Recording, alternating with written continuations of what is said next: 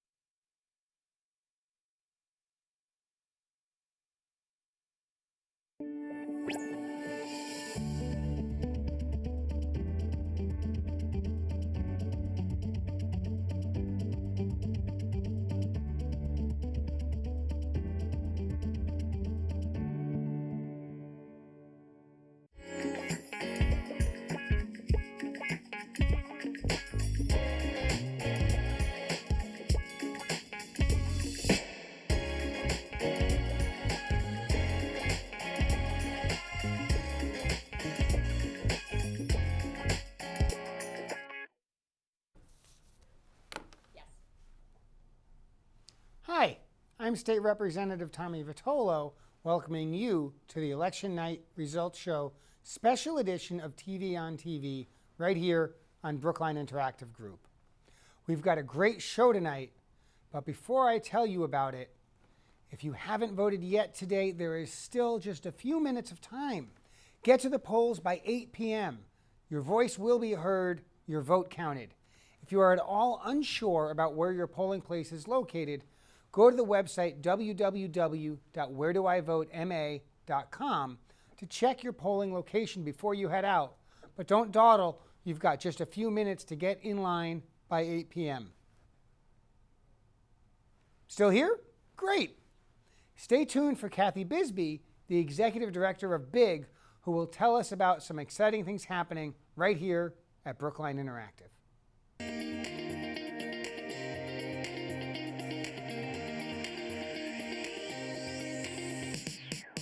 Hi, I'm Kathy Bisbee, Executive Director at Brookline Interactive Group.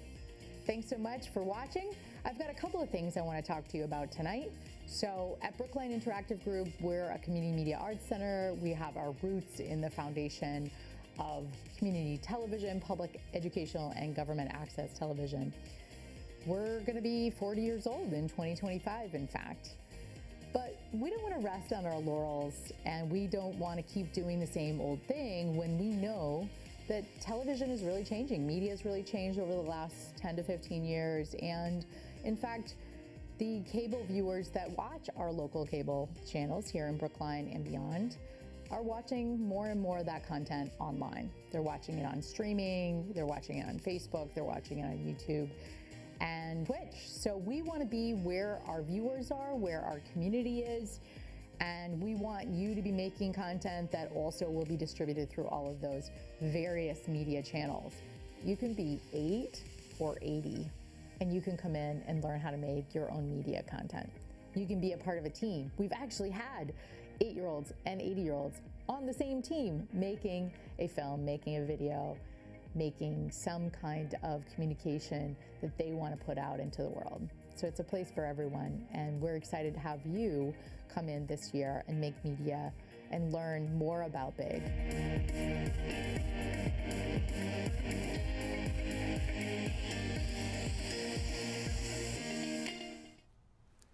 We've got a great TV on TV show tonight focused entirely on today's town election and its results. I'm going to tell you about the government positions and ballot questions on the ballot today.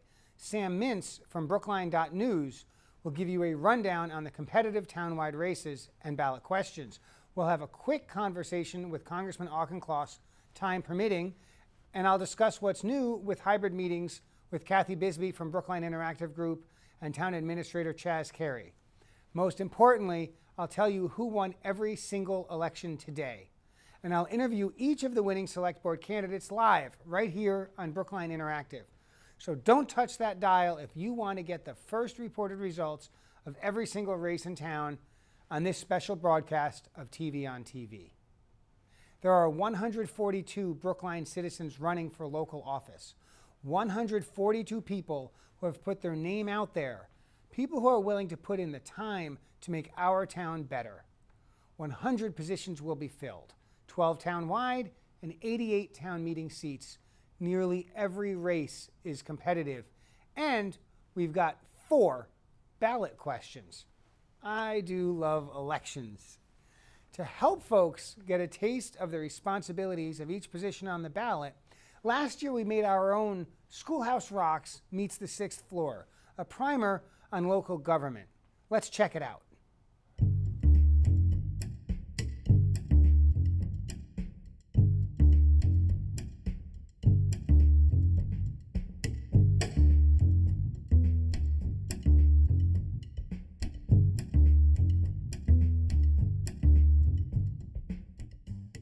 I'm State Representative Tommy Vitolo, and today we're going to talk about all of the elected positions in town government. Let's start inside Town Hall. The town clerk is elected to a 3-year term and serves several important roles for our town. The town clerk is the records keeper. The town clerk issues permits and licenses for things like dogs and marriages. The town clerk serves an administrative role on several boards and committees, including the Zoning Board of Appeal and town meeting.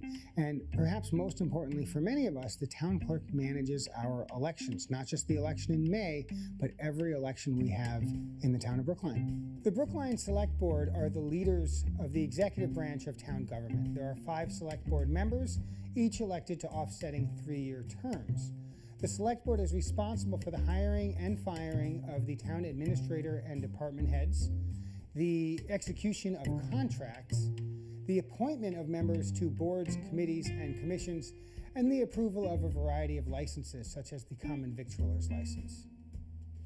As the name suggests, the Brookline School Committee is responsible for the Brookline Public Schools.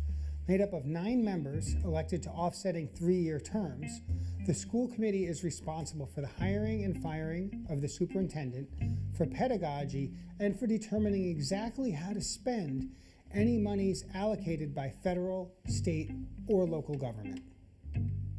The 5 Brookline constables are elected to 3-year terms, and their role dates back to the colonial era. The primary responsibility of a constable is to post public notice for events like an upcoming town meeting or a polling location being moved. Another role of the constable is a process server, and that means that if a constable knocks on your door, they're not bringing you a publisher's clearinghouse check, they're bringing you notice that you are being sued, subpoenaed, divorced, or evicted.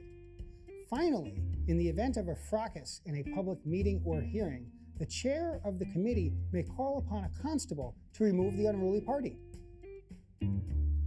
The trustees of the public library serve as the Brookline Public Library's board of directors. There are 12 of them, 4 elected each year to offsetting 3-year terms, and their role is to manage the policies and procedures of Brookline's public libraries, as well as to hire its executive director. We're here at 90 Longwood Avenue, the headquarters for the Brookline Housing Authority. Now, the Brookline Housing Authority has 5 members. 1 is appointed by the governor. The other 4 are elected by people in Brookline. 1 of the 5 must be a resident of the Brookline Housing Authority. And this board is responsible for managing and maintaining all Brookline Housing Authority properties, which provide safe, affordable housing for low and moderate income people, including seniors, the disabled, and families. The town meeting is Brookline's legislature. Made up of 255 members, it is 15 residents from each of Brookline's 17 precincts, typically elected 5 at a time in each precinct. On elections following the decennial census, all 15 town meeting members can be up at once. Brookline's town meeting is responsible for the annual appropriation, the budget, as well as passing laws and regulations related to land use, development, or other behavior in town. When in person, Brookline's town meeting meets right here in the Brookline High School auditorium. The moderator is elected to a 3-year term and serves several important roles. The most obvious is to moderate the town meeting itself. The moderator holds the gavel and controls the agenda, determining the order of speakers, whether or not a question is germane or appropriate, and counting the vote itself. The moderator has 2 other important roles as well. In the run-up to town meeting, it is the moderator who determines which proposed amendments are deemed in scope, as well as determining the agenda for each night of the town meeting. Finally, the moderator appoints members to several boards and committees, most notably the town's advisory committee.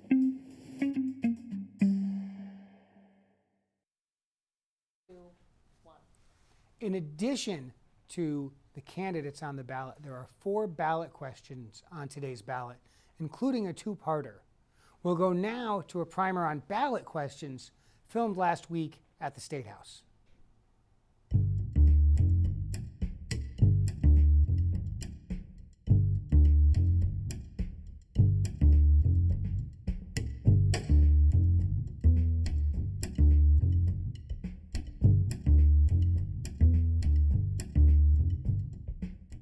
There are 3 kinds of local ballot questions on the ballot this year, and I'd like to explain how each of them work.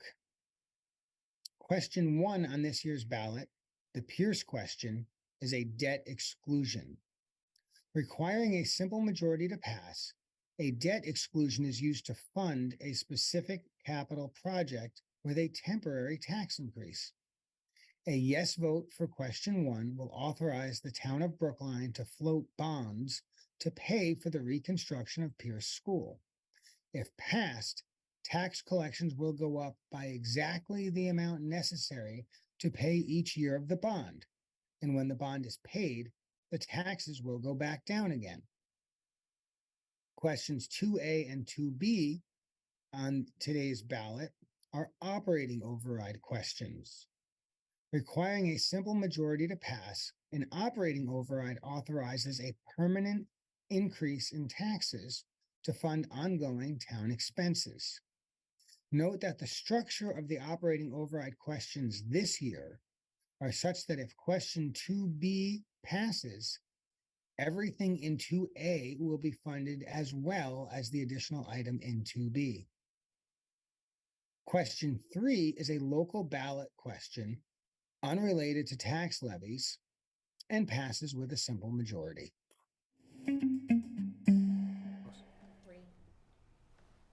And we're back. I'm State Representative Tommy Vitolo, and you're watching the Election Night Results Show, a special production of TV on TV, right here on Brookline Interactive. We've had quick tutorials on both elected positions and the ballot questions. And before we go to Congressman Auchincloss, I'd like to dig a little deeper on the competitive townwide races, both for the candidates and for the competitive ballot questions. And to help us with that, we've got Sam Mintz, the editor-in-chief of Brookline.News, who was kind enough to pre-record a brief piece for us about those competitive races.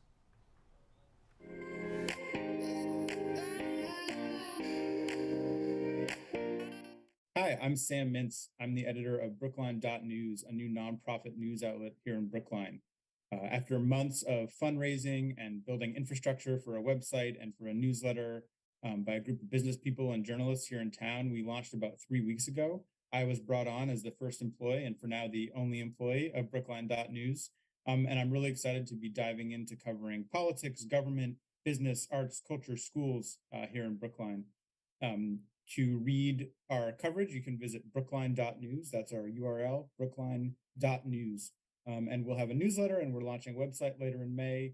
And we'll be sharing the election results on May 2nd. So I hope you'll sign up, and I hope you'll read our coverage. So the first choice on the ballot for this year's election in Brookline is for the Select Board. There are 3 candidates running for 2 open positions. The Select Board is the town's executive branch, which does things like hiring leaders like the town administrator or the police chief, approving business licenses, and implementing policies put forward by town meeting.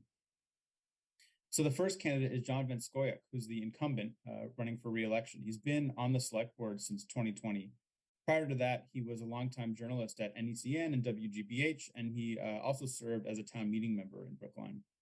So there are 2 other candidates running for the open seats on Select Board. One is Arden Reamer. She's been a town meeting member since 2021 in Precinct 8. She previously worked at the Massachusetts Office for Administration and Finance. The other candidate for Select Board is Paul Warren. He's a town meeting member in Precinct 1 and also a past member of Brookline's Advisory Committee. His professional career has included roles in business, technology, and strategic planning. So next up is the election for 1 seat on the school committee. It's a 1-year term to be the 9th member of the school committee. Currently, there are 8 members and there's 1 open seat for a 1-year term. The first candidate is Natalia Linos. She's a town meeting member and she's also chair of the town's Advisory Council on Public Health. And in her professional life, Linos is an epidemiologist and she's the executive director of the FXB Center for Health and Human Rights at Harvard University. The other candidate for school committee is Christopher Muddy, who's a rugby coach, a former educator, and a stay-at-home parent of 2 who lives in Brookline. Both of the candidates, Linos and Muddy, have children in the Brookline public school system. The third competitive townwide race is for the Brookline Housing Authority Board of Commissioners. There are 2 candidates. The incumbent is Susan Cohen. She has served 1 term previously on the board, and she's running for a 2nd term. She's an experienced housing lawyer who works as general counsel at the Cambridge Housing Authority, and previously she ran her own law firm working on affordable housing issues. Her opponent is Kimberly Richardson, who's a social worker and also a tenant of public housing in Brookline. And in her professional life, Richardson is the judicial secretary at the Boston Municipal Court in Roxbury. There are also 3 ballot questions being put to voters on the May 2nd ballot. Question 1 is a debt exclusion for the rebuilding of the Pierce School. The town is essentially asking voters to accept an increase in their property taxes in order to pay for the project to rebuild Pierce, which is a K-8 school in Brookline Village. The exact amount of the tax increase is still up in the air based on a bunch of different factors, but there's a calculator on the town's website where residents could see the estimated impacts on their own tax bills. The next ballot question is question 2, which has 2 parts. Question 2A is the main operating override. So here again, the town is asking voters to approve a property tax increase of about 4.2% to help pay for the town's growing operating expenses. The tax increase would send about $11.98 million in revenue to the town, which it would use to fill gaps at both the schools and in other municipal departments. Again, you can find more on the town's website, including the same calculator I mentioned and information about where that money would be going. Now, there's a second piece of the question, question 2B, which would include the same tax increase as question 2A, that's $11.98 million total revenue, but it would also add on $1.8 million to fund a municipal compost collection service. So now if 2B passes, or if both 2A and 2B passes, the total revenue for the town would be $13.8 million, including that composting fee. If just question 2A passes, but not question 2B, the total would be $11.98 million without the compost fee. The final ballot question at the May 2nd election is question 3. Question 3 is proposing to cap the number of retail marijuana stores in Brookline at 4. Currently, the limit on how many of those stores can operate in town is 20% of the number of liquor license for off-premises alcohol consumption, so essentially liquor stores in Brookline. So because of that, the current cap on marijuana stores in Brookline is 5. This question would put a hard cap of 4 so that, and there are in fact 4 marijuana stores currently in Brookline, so it would not allow any further licenses for retail marijuana stores in town. Voters in each precinct will also have town meeting members on their ballot.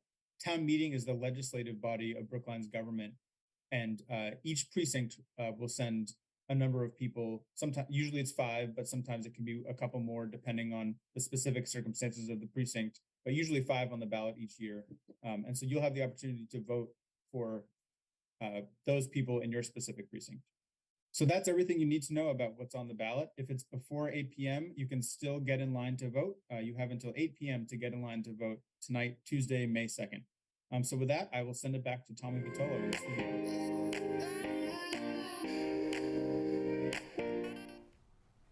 Thank you, Sam, for your efforts. Next up, I'm excited to talk with Congressman Auchincloss, who represents Brookline and several other communities in the 4th Congressional District. Congressman Auchincloss, thanks for being on the show today. Good evening, Representative. Nice to be with you as always. It's a real pleasure to have you here. I know you're very busy with your work, but I wanted to take a few minutes and hear from you about some of the efforts you've taken to protect our democracy through elections, through democracy reform, through protection. Tell us what you've been up to. 2 things. First of all, last term, the 117th Congress, which infamously began with an insurrection on January 6th, 2021, ended with the passage of the Bipartisan Electoral Count Act reform. And what Electoral Count Act reform does is, 1, precisely close the loophole that Trump tried to exploit on January 6th by claiming that the vice president's role was not just ministerial, but in fact had real power and substance behind it in the tabulation of the electoral votes, and also tried to get alternative slates of electors from the states to present themselves as being the popularly chosen electors.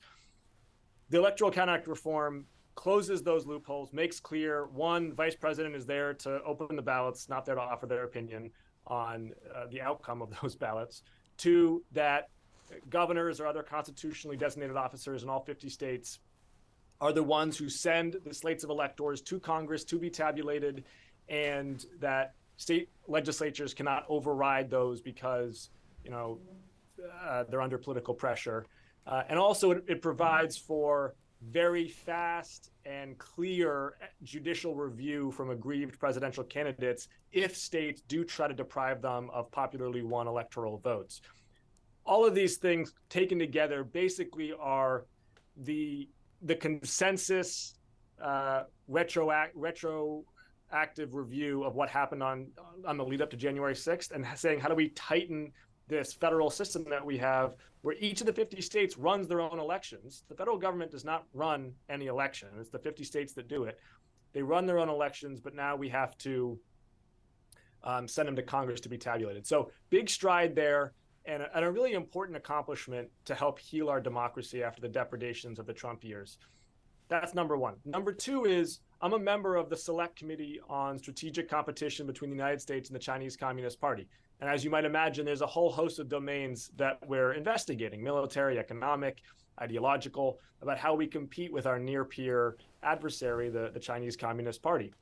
One thing that I have consistently put forward is that Xi Jinping's best day in office was January 6th, 2021. That ultimately the way that we are going to outcompete the Chinese Communist Party, a political entity with whom we do not share core values, is by strengthening our democracy and rule of law here at home. I don't care how fancy and well thought out our strategy is. If we cannot have free and fair elections, we do not win the 21st century. And I think my Republican colleagues need to hear that consistently through the lens of competition with the CCP, which is an issue that so many in Congress are animated by. And so the law that was passed was focused on taking the outcomes at the ballot box and making sure that they were reflected in our choice for president. There's still an awful lot of room between the run-up to Election Day and what we'll say is 8 p.m. on election night or thereafter, the counting. And so are you working, or is anyone else working on making sure that all the people who are eligible to vote, who are legally eligible, are able to do so, as well as keeping an eye on those who ought not be voting? I think that's overstated and a boogeyman. Nevertheless, we've got to get the votes in, we've got to get them counted, we've got to make sure that's happening in all 50 states, right? We've got Massachusetts has signed on to this, the compact, to make the presidential election a popular vote. Well, if other states aren't counting their presidential votes completely and correctly, that creates some questions too. And so where is Congress on that hyper-partisan issue of counting votes correctly? Yeah, I'm glad you raised that point, because I think we have to start at a place of saying this country has secure elections. And one of the things that was most toxic and frustrating about the Trump denials of the election is that, in fact, one of the great strengths of our democracy over the last 250 years is that we actually do count ballots overall very effectively. There is not widespread voter fraud or systemic abuse of the voting system. Now, having said that, we really want to make progress on 4 separate areas. One is voter registration. Number 2 is casting a ballot, the act of casting a ballot. Number 3 is how we count the ballots. And number 4 is the cybersecurity and the physical security of our election infrastructure. And I know you describe it as hyper-partisan. There is actually a lot of bipartisan consensus in Washington on things that the federal government could do in terms of standard setting and then funding and technical support to get states to race to the top in those 4 areas. So, for example, for voter registration, we need automatic voter registration in all 50 states in the country, and we really should be outlawing voter caging, which is this really malicious practice by which usually it's outside groups will send a lot of spam mail, direct mail, to people's addresses and then claim because that it was returned that there no longer should be valid to be registered to vote. That really is a nefarious practice that all states should be outlawing. We need to allow for early voting for at least a week before Election Day and across all 50 states. Again, the federal government can set standards and use funding and support to get and induce more states to do that. In terms of casting the ballot, we want to make the timing of that appropriate so that everyone has access to the ballot box, and also do audits, to your point.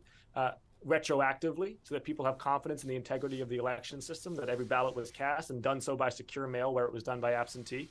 And then finally, cyber and physical security. Unfortunately, cyber attacks against our election infrastructure are not just a possibility, but frankly, a likelihood in the years to come. And we made a lot of progress under the Federal Cybersecurity Infrastructure Security Agency in funding critical municipal and state level infrastructure, but we have more work to do and more funds to send. And the last thing I want to just check in with, we were going to do a separate interview, but time's not going to squeeze out. So I want to bring it up. How has Washington changed, and how does Washington imagine helping states and local governments change with respect to switching to a hybrid world, which requires infrastructure, which requires technology, and requires training, so that when we're doing the government's work, we're doing so in a way that has the benefits of in-person for those who are able to be in person, as well as the benefits of virtual for those who can't be in person. Is there part one is, how are you all doing with that in Washington? And part two is, you're going to help us out in the states and the municipalities get there. Congress is back to full in person, as I think it should be. I think that's the appropriate way for Congress to run in a business where interpersonal connections and the bump factor is so important. And committee hearings really are better when they're in person than when they are on Zoom, in my experience. In terms of how the federal agencies are operating, I really judge them by their responsiveness and constituent services. I will say that I've seen instances, and I've pressed on them, where I thought that the fact that these federal agencies were operating still mostly remotely was hindering their ability to provide the services that my constituents expect and deserve. I saw that in the last couple of years with Veterans Affairs in particular, where access to the National Archives was being limited by remote work, and that made it so that veterans were not getting the benefits they needed. I didn't think that was acceptable. I think people need to be where they need to be to do their job, particularly when the taxpayers are funding that job and they owe them something. But I think we're now entering a place where people are figuring out the right balance. And I've seen that in particular with healthcare, which is actually one of the few silver linings from COVID, has been the rapid adoption and dissemination of telehealth services, a technology that obviously really existed for years pre-COVID, but for mental health and other indications has had a lot of widespread adoption and pretty strong efficacy. Congressman, I want to thank you for all of your help in Brookline and in the district, as well as in the country. As you know, we partner all the time, particularly with constituent service issues, and your staff is second to none in terms of helping individuals when and where they need help, if that's even possible. And so I'm grateful that you were able to come on Brookline Interactive this evening. I know you've got a few more things to check off here on your to-do list tonight, but thanks for coming on the show. Always good to be with you, Tommy. Take care. Be well.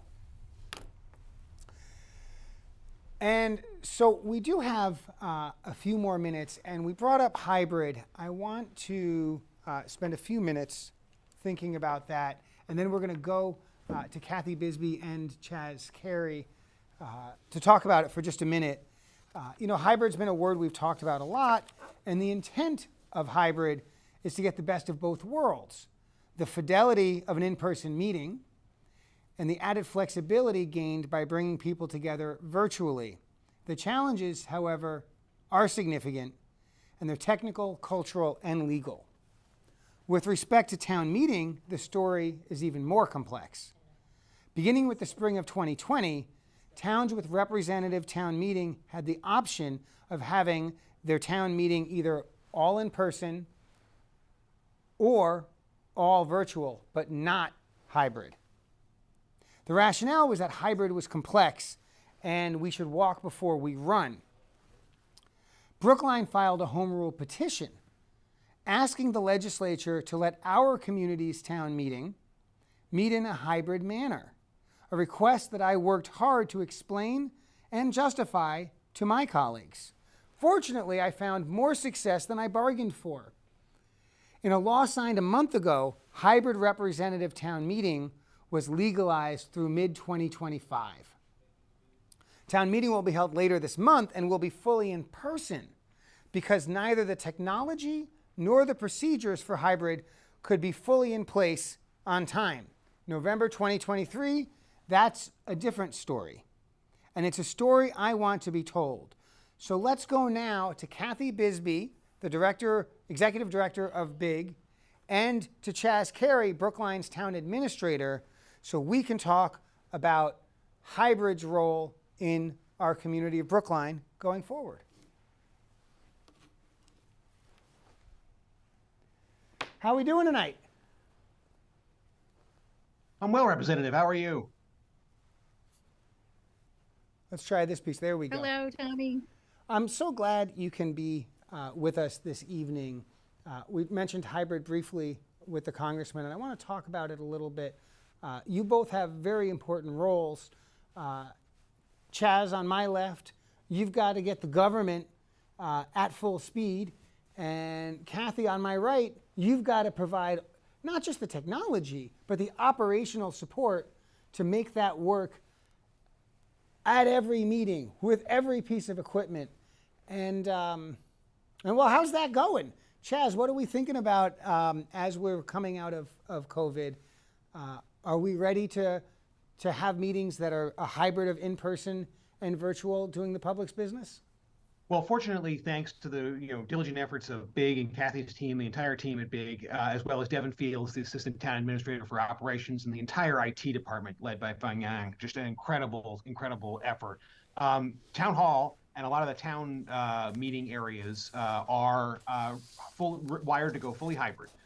So hybrid meetings can be held seamlessly and painlessly in many different locations across municipal Brookline. And it's very exciting so that the business of the community can be seen and participated in by folks regardless of where they are. Town meeting is going to be tougher, right? Town meeting is traditionally held at the high school. The high school is not currently wired for hybrid work, and it's in use currently. Graduation is right before town meeting. So we have a lot of work ahead of us this summer and into the fall to be ready at the special town meeting scheduled in mid-fall. For hybrid efforts. I can let Kathy talk to some of the specifics, but again, that team, the BIG team, the operations team here led by Devin, the public buildings team led by Charlie Simmons, and the IT team are really going to be working hand in hand to ensure that we get all the equipment we need and we get it installed and tested in time for town meeting in the fall. Now, Kathy, we're talking about what, a couple of Logitech webcams and maybe two tin cans and some string, right? This is straightforward and easy. Yeah, two tin cans. Let me show you really quick. Can you see my screen? I can. Adam, we have that up. So I had staff help me put together a description that's a visual description, and hopefully viewers can see this. It is a very complex system. We spent about 2 years getting all of this together, thanks to the support of the town. Thank you so much to the town administrator, Chaz Carey here, and Devin Fields, and the entire IT team at the town of Brookline. We could not have done this without everyone's full cooperation and communication all of the time about everything. It's really taken a lot. We have, in fact, this system that you're watching us on Zoom in the television studio, and we're coming in on Zoom, is exactly what we've set up around town. So at all of these locations, we have basically a very high-tech version of an owl. So the prosumer professional grade level connectivity is what we've spent the last 2 years really developing. So we're really excited about this summer. We've got a whole new system going in at BIG as well, because we have an aging server that we had a few bumps with tonight, in fact, that we're going to replace. And these hybrid expenses, certainly I know the town has been very supportive, but we want to continue to make sure that we can fund the next step in hybridizing the auditorium. We did just 2 weeks ago during spring break. Eric Sack, I want to give him so much credit, all the credit for this work, with the help of Antice previously, and also Rob Gelber as contractors who helped us to do this work. But this is a huge system, and we would not have been able to do it without so much support and so much teamwork as a town. And I I think that we're going to be able to do some really cool things. If you look at this chart, we've got the industrial kitchen even going to be hooked up over at Brookline High School after the auditorium and after our hybrid meeting is successful in the fall. And so Chaz, we've got plans, or we've implemented plans for a number of rooms in our town buildings, the town hall and some other buildings. Should we expect that boards, committees, and commissions are going to move to hybrid over the coming months, even though we passed a law that allows them to be fully virtual up through 2025? Yes, I think the overwhelming majority of folks are in favor of having a physical space for people to congregate so that they are able to be in person and have those discussions. It's going to be a new experience. You know, we were the first kind of major efforts on that came from the American Rescue Plan Act Committee, which was, you know, a source of a lot of community dialogue and discussion. And we were able to have meetings where people were in a large room, but participating with people who were virtual. The system in place, actually, you know, these cameras can track people's movements, can identify individual speakers. And it really is very impressive to see the way that technology has advanced so that as seamlessly as possible, people in the room can have an actual conversation with people out of the room and not have it be sort of a stilted, you know, waiting for the lag. There's going to be growing pains. There's going to be issues. There's going to be efforts to adjust technologically that we're going to need to make. But again, we have some of the, you know, greatest and most diligent people working on these issues, and I'm really excited to demonstrate over the next couple of years that this temporary authorization, I think, will demonstrate the basis for permanent rules and regulations regarding hybrid meetings. Now, Kathy, Big has been putting tremendous amount of staffing into select board hearings, into school committee meetings, into all virtual town meeting. Are you going to be staffing the tree planting committee? How are we going to manage there's so many meetings that happen. Some of them get a lot of attention. Others are very important but get less attention. How are we going to, what's Big's role in helping the meetings, big and small, come off without a hitch? Yeah. I mean, I think one of the most innovative things that has come out of great needs during the pandemic that we were able to serve, but really has tripled the amount of work at Big in terms of coverage of meetings. And we haven't covered a tree planting meeting yet, but we have been covering things like making sure that the ARPA subcommittee meetings got on, you know, and that was through a staff member doing a Dropbox and us then spending the staff time to get that content up as quickly as possible so that the community could be able to access that content after the fact. But we are expanding our staff to be able to have live streaming folks on site at meetings to provide technical support. We're going to be working with the town to come up with the parameters of who is going to do what and how we manage that and how we fund that staffing need as we get more and more requests. And we have already had meetings in the basement, downstairs rooms, actually 102 and 103, I believe. They have these D10 units, which folks can actually use a touch screen. They can schedule their Zoom meeting in advance and they can go in and that meeting's already ready to go. And it can also go live on the cable channels, on live streaming, if we know in advance. But it does take staff time to do that, certainly.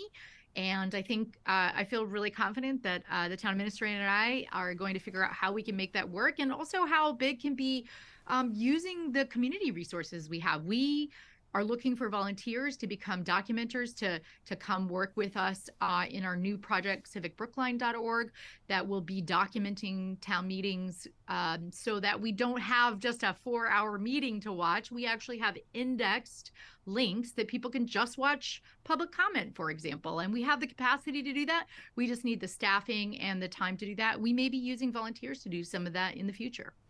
Kathy, you mentioned ARPA money, so this is the last question, and either of you should jump in. Look, we've got ballot question 1 and ballot question 2 are both money questions. We talked about technology, we talked about staffing. What's the bottom line? What does this cost, and whose pot of money is paying for it? It costs a lot of money is the short answer. We're talking, you know, in the hundreds of thousands of dollars. on the outer edges, close to $500,000 potentially. But I don't think we're going to hit that level. But it is pretty significant, the amount that goes in. Some of this obviously is borne by big, but a lot of it is borne by the town too. And this is why it's really important, as Kathy said, for us to develop over the course of this spring and summer, a effective relationship that ensures that the roles and funding sources are laid out appropriately. As I said in the ARPA process, the hope is always with this federal money that maybe you find some quarters under the seat cushions and that defrays some of the costs. But ARPA is not a long-term solution to our problems. ARPA is meant to be a Band-Aid. It's meant to be a patch to get us through pandemic-related trouble. So we really need to start thinking about a world after ARPA, and that's a big part of the work that Kathy and I need to do together to make sure that we have a working document that lays out our relationship and our mutual roles and responsibilities. And when in our copious amounts of free time, Kathy, I know you and I will make that a priority in the coming months. Well, look, a functioning local democracy is the fundamental infrastructure to our American way of life. This is definitely part of that. I'm delighted that you're giving it the attention and, frankly, the funding that it needs. And so thank you for all of that work. There will be hiccups along the way, but we're going to keep working at it and know that you've got partners at the state and federal level. So Chaz Carey, Executive Director, Kathy Bisbee, Executive Director of Brookline Interactive Group, Chaz Carey, Town Administrator, but you could swap for a day once in a while. I was going to say, I got promoted. Wow. That'd be fun. Swap for a day once in a while anyway. Thank you so much for being on the show. But let's be honest, you're the appetizers. The main course is coming. And so thanks so much. We're going to take a quick break, and then we're coming back with some results. Stay tuned.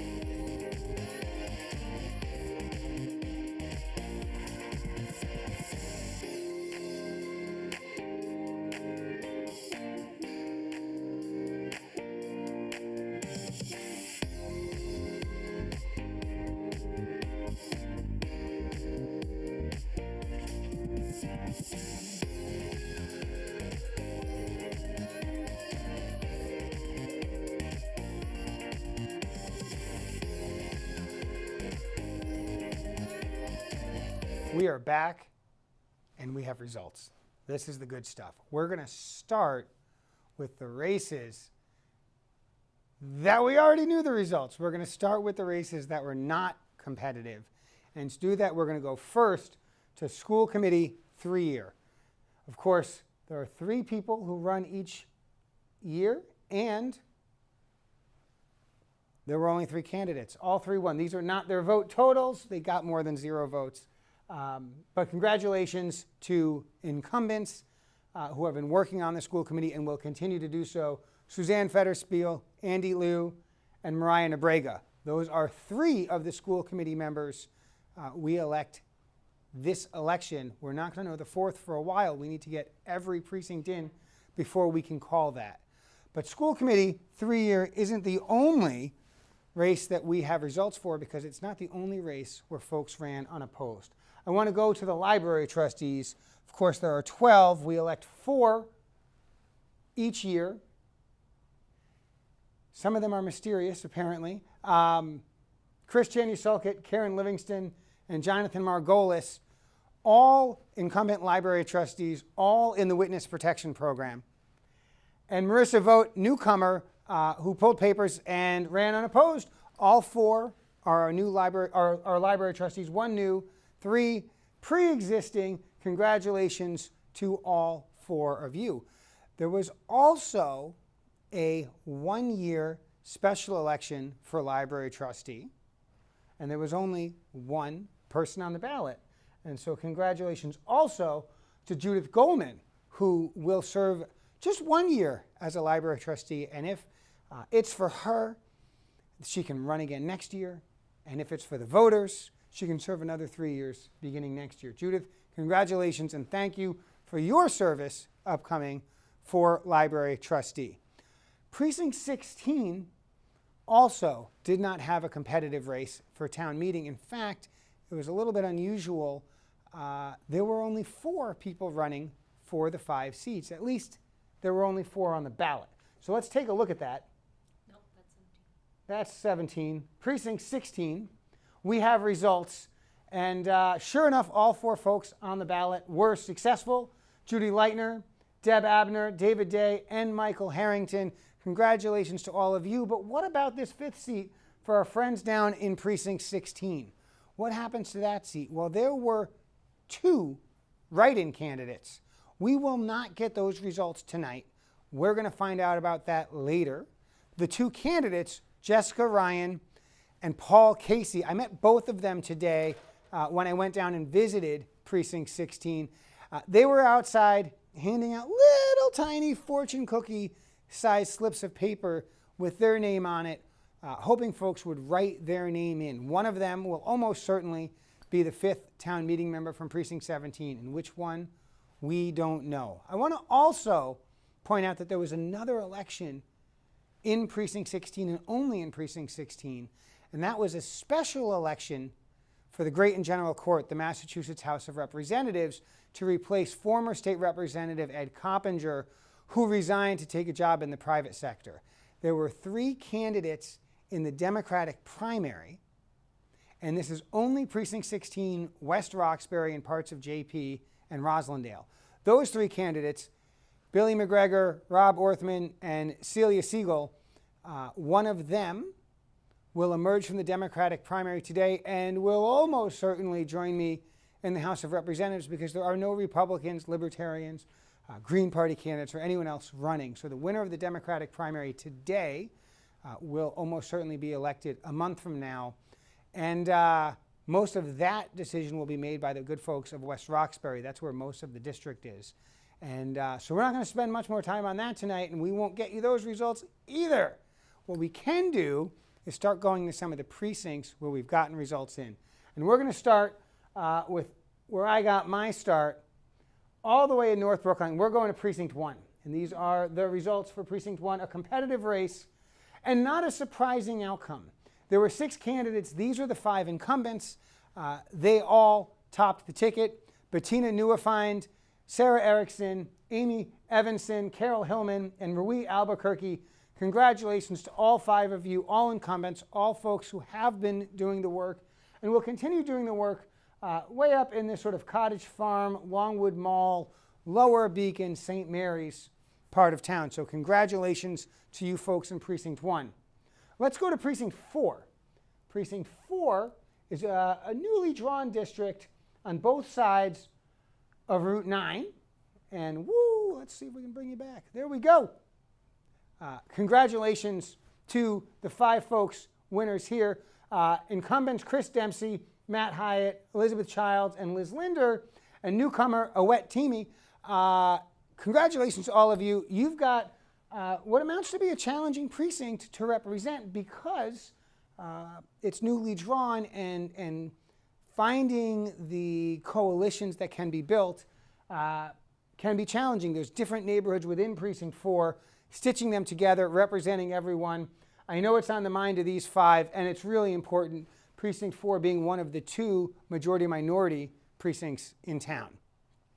I want to go next to Precinct 5, located just south of 4. Precinct 5, 3-year term. This is exciting. This is a set of some incumbents, some newcomers who ran as a group. These 5 folks all ran together. And it's interesting that they were, as a group, able to get across the finish line together. And those 5 are incumbent Anthony Flint, incumbent Bonnie Bastian, incumbent Wendy Friedman, and newcomers Wendy Stahl and Carlos Rios. So that's a mix of newcomers and incumbents, but it's 5 folks who ran together. And I think we're starting to see more of that in town, where individual precincts find some cohesion amongst candidates. And it may explain some more of the results today. We're going to take a look. Next, we're going to go to Precinct 6, which is a Pierce community, includes the high school. It's kind of south of Washington for the most part, right? So, but it bleeds over. Congratulations to these 5, Kat Anderson, Marissa Vogt, Patty Correa, Bitsy Perlman, and Clint Richmond. A couple of incumbents, Marissa and Clint, both incumbents. Kat Anderson was a longtime town meeting member. Now we brought her back. She tried to leave, we brought her back. And Patty Correa and Bitsy Perlman, newcomers to town meeting. Patty Correa, not a newcomer to town government and politics. Congratulations to you 5. We're going to go to Precinct 8. Precinct 8 is just south of Com Ave. It's sort of on the right side of the street on Harvard Street as you're heading toward Brighton. And we're going to bring you back over here where you belong. The 5 winners there, John Harris, Alec Leibovitz, Nancy Heller, Eric Stone, and Fran Perler. Again, a mix of incumbents and newcomers. John Harris and Nancy Heller, long time active in politics. Alec Leibovitz won last year, so he won his first re-election. Congratulations to you. And newcomers, Fran and Eric, rounding out the 5. This was a competitive race where we saw folks who were on different slips of paper all come through, not all wearing the same hat. We've got more results to come, but we're going to take a quick break and learn about a big, exciting project that Big has been working on. So let's hear from that and more results in just a few minutes.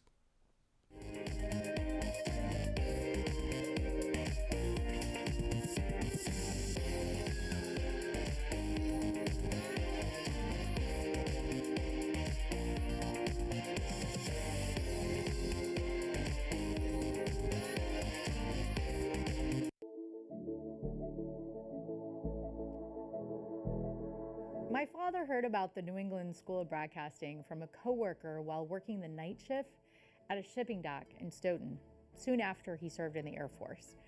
The fellow there said he was taking classes, and my dad figured he had just as good of a voice for broadcasting, so he went to the New England School of Broadcasting on the GI Bill while working full-time and had a lifelong career in broadcasting and youth development work. It's because of this opportunity that I saw media as something I could do, and frankly, something I felt like anyone could do. I started working in radio at age 16, and I went to school for broadcast journalism. This path created a lifetime of opportunities outside of my small rural town of 400 people in western Maine. I saw the power of media making, and how critical local news and community-based media were to the communities that I've lived in here and across the country, and that the ideas and thoughts and voices of everyone in our community were important and critical to a rich civic life from which everyone could benefit. We're better at solving problems together, and with everyone having access to information and the tools for community growth. I know firsthand, living in communities without a local newspaper or with one local news source, that the community loses when the media ecosystem is not diverse or is filtered through private or corporate interests, especially when that one newspaper up and leaves town and a news desert is left behind. This, of course, has happened in our community and across Massachusetts and across the country. And I also know that BIG's critical coverage of local government meetings, hundreds and hundreds of hours of meetings a year, makes a huge difference to residents in understanding what's going on in our community. And it increases the amount of conversations that are transparent and vigorous. And it focuses our representatives on the issues that matter most to us. That's why we came up with the idea for Civic Brookline, the first ever civic news media outlet here in Brookline, and we think in all of Massachusetts. So Civic Brookline, it's not a newspaper, it's not a television show, and it's not town government, somewhere in between all of those. And our vision for Civic Brookline is that it will be a nonpartisan, curated multimedia news and information website with community calendars and community-wide workshops and explainer content on how the government process works.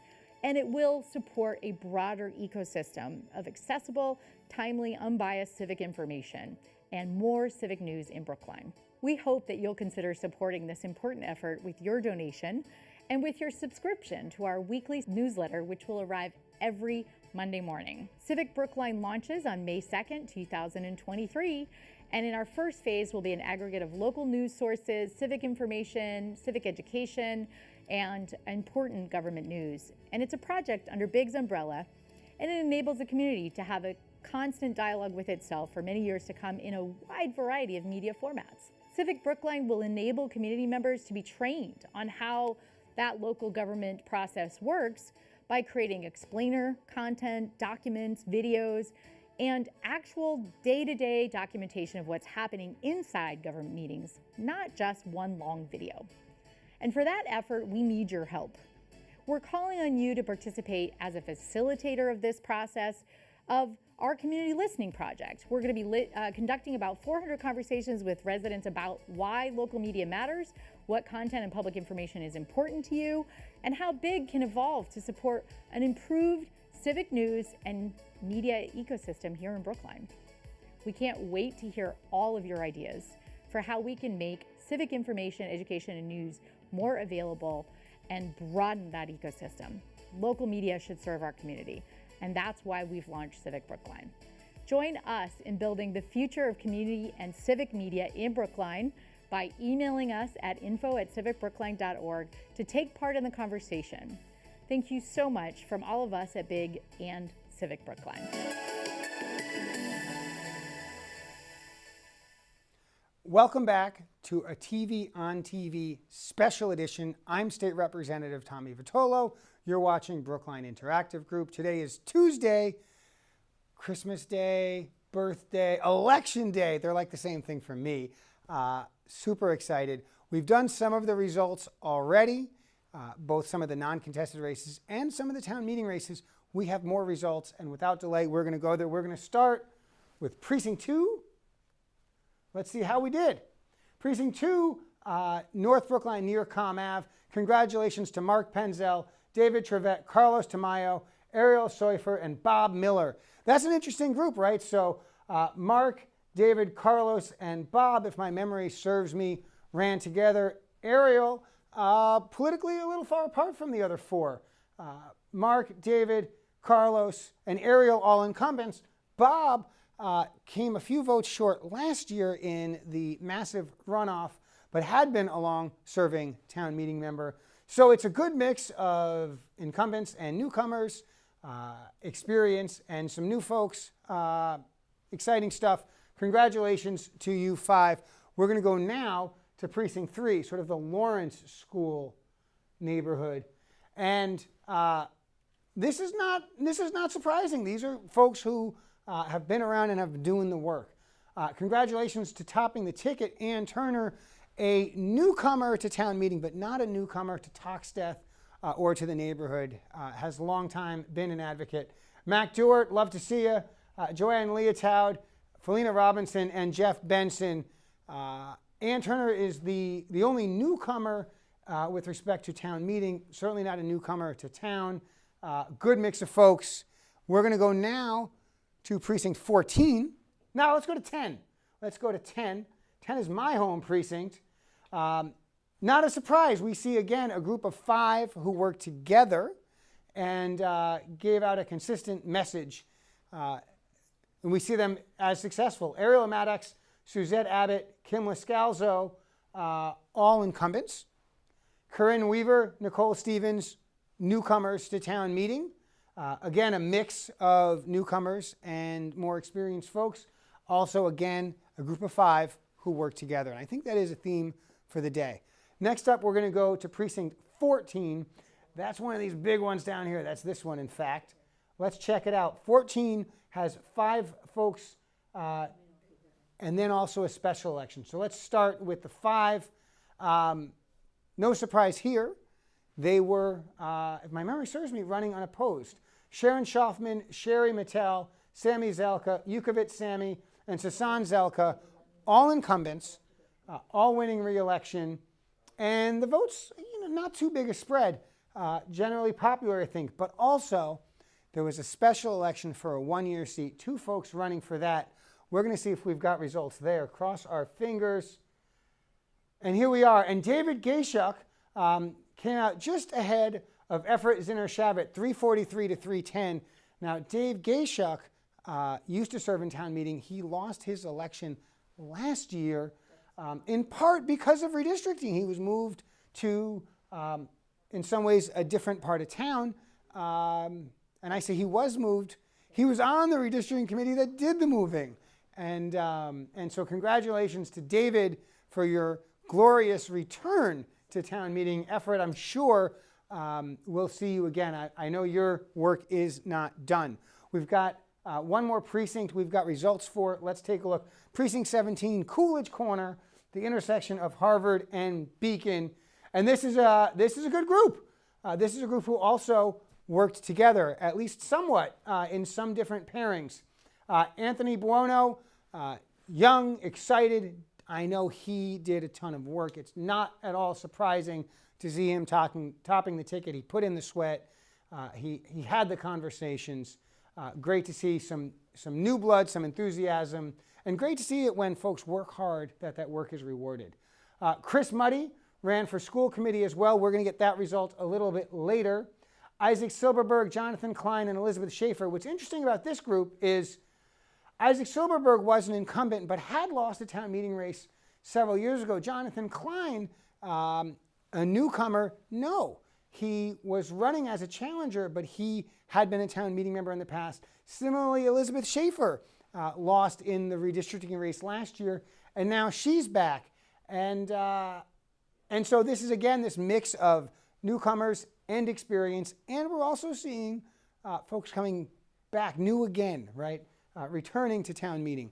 We've got a few more precincts we need to get the results for before we can get you those results and the town-wide.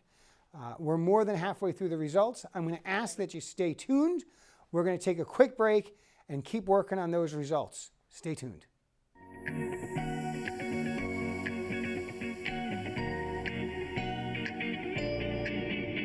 But we're also creating a safe and welcoming space for everyone in the community to be able to come into our space. In fact, we're one of the only physical spaces in the community where you can just come and hang out. You can come talk about your creative ideas. You can learn as a team.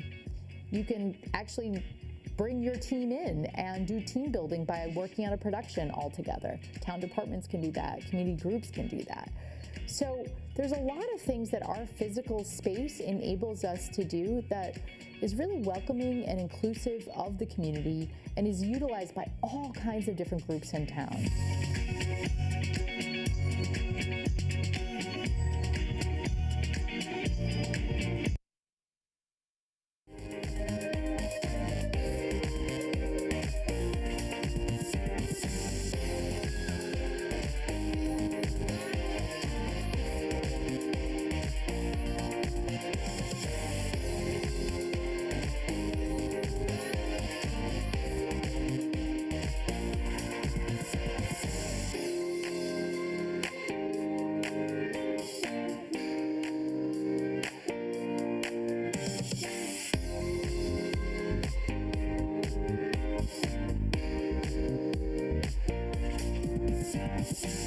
and welcome back to Brookline Interactive Group.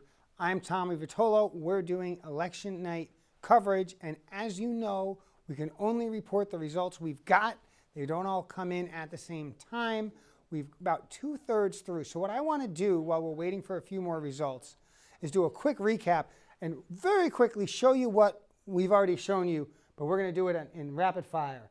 Precinct 1, we have results for. Congratulations, Bettina Newefind, Sarah Erickson, Amy Evanson, Carol Hillman, and Rui Albuquerque. Precinct 2, Mark Penzel, David Trevette, Carlos Tamayo, Ariel Seufer, and Bob Miller. Congratulations to you. We're going to go to Precinct 3, Ann Turner, Mac Dewar, Joanne Leotoud, Felina Robinson, and Jeff Benson. Precinct 4, Chris Dempsey, Matt Hyatt, Elizabeth Childs, Liz Linder, and Owette Teamy. Congratulations to you. We've got a few more precincts, and we're going to go through them. Again, these are recaps. We've already reported these, but I just want to spend a little time and review them while we wait for the last few results to come in. Precinct 5, Anthony Flint, Wendy Stahl, Carlos Rios, Bonnie Bastian, and Wendy Friedman are the winners, and we'll work through that. Precinct 6, I want to get you the results for. Kat Anderson, Marissa Vogt, Patty Correa, Bitsy Perlman, and Clint Richmond. We don't have Precinct 7 yet. We're working on those. So we're going to skip to Precinct 8. Precinct 8, John Harris, Alec Leibovitz, Nancy Heller, Eric Stone, and Fran Perler. Again, we're doing some reruns while we wait for the last few precincts to come in. We have not gotten 9 yet, so we're going to go to 10. Precinct 10, Ariel Maddox, Suzette Abbott, Kim Lascalzo, Corinne Weaver, and Nicole Stevens. Congratulations to you. The next one we have is Precinct 14, Sharon Schaufman, Sherry Mattel, Sammy Zelka, Yukovitz Sammy, and Sasan Zelka. There was also a 1-year seat. We may have got a wrong photo here. I'm going to double check. Now, that's not a frat. Maybe that is. I think that is a frat. We fixed it. This is a frat. So Dave Gayshuk came out ahead of Efrat Zinner Shavit, 343 to 310. We had the numbers right. We had the names right. We do the best we can here on Brookline Interactive Group. Precinct 16, we have results for. We don't have 15, but we do have 16. And as I mentioned before, you only see 4 names because there were only 4 people on the ballot. Judy Leitner, Deb Abner, David Day, and Michael Harrington. So what happens to that 5th seat, we don't know yet, but we do know that there were 2 write-in candidates, Jessica Ryan and Paul Casey. We're not sure yet who won that race. They've got to count those by hand. That's not the kind of thing we get in our quick gratification society. We've got to let that cook slowly. So we're going to give that a little bit more time. We do have results from Precinct 17, though. Again, we showed those earlier. Tony B., Anthony Buono, Christopher Muddy, Isaac Silberberg, Jonathan Klein, and Elizabeth Schaefer, all victorious. And so what are we waiting for? We are waiting for precincts 7. I'm going to do 7. Oh, don't touch it. Precinct 7, Precinct 9, Precinct 11, Precinct 12, Precinct 13, and Precinct 15.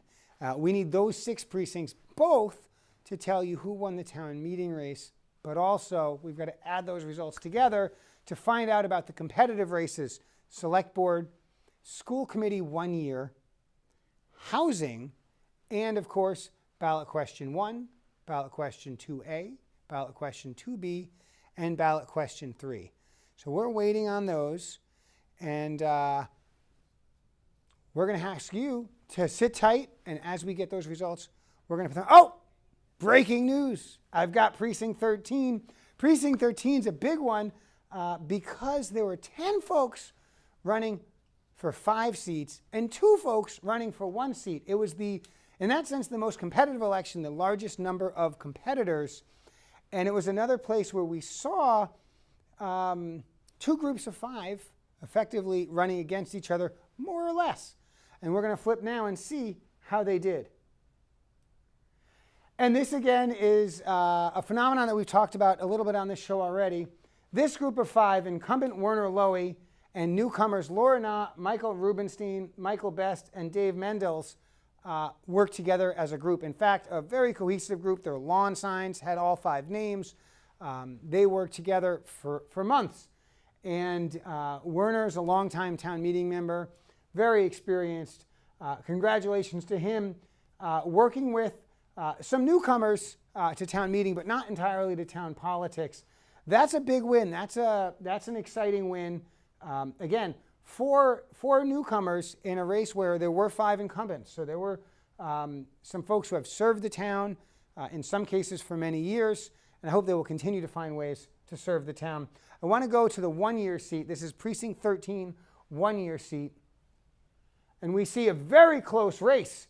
Jonathan Fine has come out ahead of Kevin McKenzie, 298 to 289. Now, I believe 9 votes is enough distance in a single precinct to feel confident about these results, but I want to be clear about this. It's a good opportunity to bring it up. These are unofficial results. Why are they unofficial? Why don't we know for sure what the count was? Well, there's a couple of reasons. Number one, sometimes a person comes to the ballot booth, they believe they're registered to vote, and they're not in the registration book. Sometimes, in fact, most of the time, it's because they're not actually correctly registered in that location. But every once in a while, they did everything right, and their government failed them in some way. And sometimes we can establish that. And I'll give you a specific example. Last year, a young woman who had moved to Massachusetts went to the RMV, got her driver's license, and Motor Voter registered her. But for whatever reason, that piece of paper didn't make it from the RMV to the Brookline town clerk. And so when she came to vote, folks said, well, wait a minute, you're not registered. She did the right thing. She said, let me fill out a provisional ballot. And if we can prove I'm registered, then my vote will count.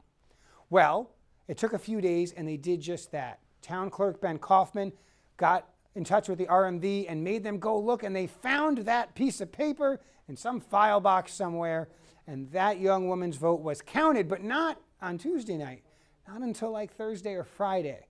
Another place where you'll see votes come in after election night are folks on active duty. By federal law, only have to get their ballot postmarked by today and have several days, more than a week, for those ballots to arrive. Now, there are not a lot of active duty personnel in any one precinct. They tend not to vote absentee in local elections, and they probably don't all vote for the same person, but it's possible. And so we're calling this race for Jonathan Fine, but I want to be clear, these are unofficial results, and it is certainly possible that result could change. I'm thinking we may be getting some new results in. I'm hearing we've got Precinct 12. I want to go to Precinct 12 and see what's happening with my good friends in Precinct 12. Let's take a look. 1, 2, 3, 4, 5 incumbents. So this was a case where the folks who have been there and building the relationships either leveraged those relationships or, quite frankly, folks in Precinct 12 are really happy with Jonathan Abbott, Stephanie Bruce, Michael Burstein, Mike Kushner, and Mazal Jarrett. So congratulations to you 5 for your election in Precinct 12. We're still waiting on a few. We're waiting on Precinct 7, 9, 11, and 15. And when we've got those 4, we'll be able to get to all of those town-wide results. So we're going to take a quick break, and we'll be back for more in just a minute here on Brookline Interactive Group.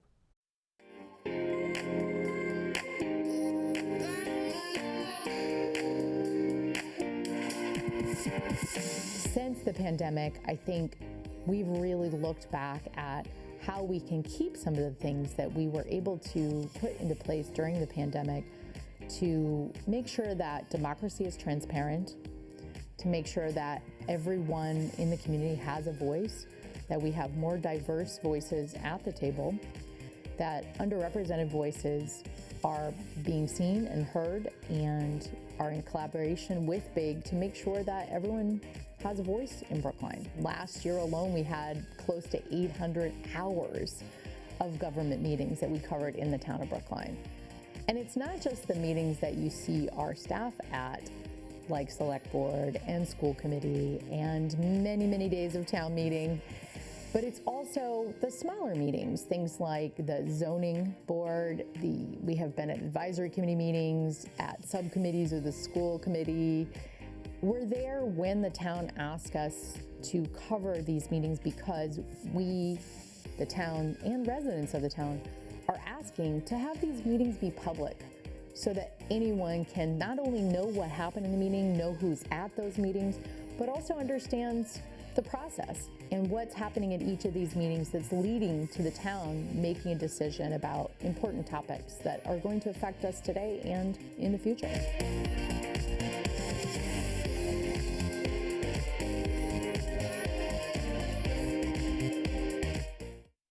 Have you ever had an idea to make a TV show or a YouTube video? If you got stuck in the process or need help developing your skills, Big teaches a wide range of media classes from intro to virtual reality to beginning and advanced Adobe Premiere and After Effects and animation. Check out our upcoming classes on brooklineinteractive.org/classes.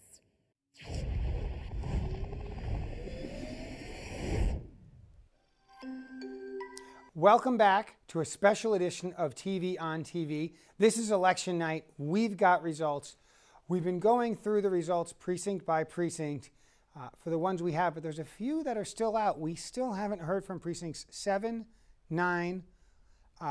We're getting some in. We've got precinct 11. I want to go to that now. Precinct 11 is Summit Ave. It's that big hill. We've all run it. We've all ridden bikes up it. Some of us have not.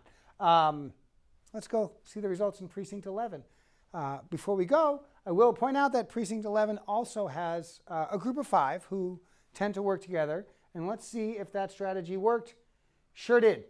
So this group of 5, incumbents and newcomers, David Lowe, Martha Gray, and Jonathan Golden, incumbents, John Hilliard and John Rumpler, newcomers, all 5 worked together, and that work worked out for them. Congratulations to you 5 incumbents and newcomers in joining town meeting, which of course begins a little bit later this month. I've got more results for you. I've got Precinct 9. Precinct 9 is, if you're going north on Harvard Street, loosely speaking, it's the left side of the street. It includes the senior center. Let's go check those results out. And here we are at Precinct 9. This is an interesting mix, right? So this is some newcomers, some long-term town meeting members, and some relatively new incumbents. Let's work the list. Marion Friedman Gerspan, Susan Howards, Lee Birnbaum, Marty Rosenthal, and Judith Vanderkay. What have we got? We've got some longtime incumbents. We've got some new incumbents. And we've got a newcomer to town meeting, Susan Howards.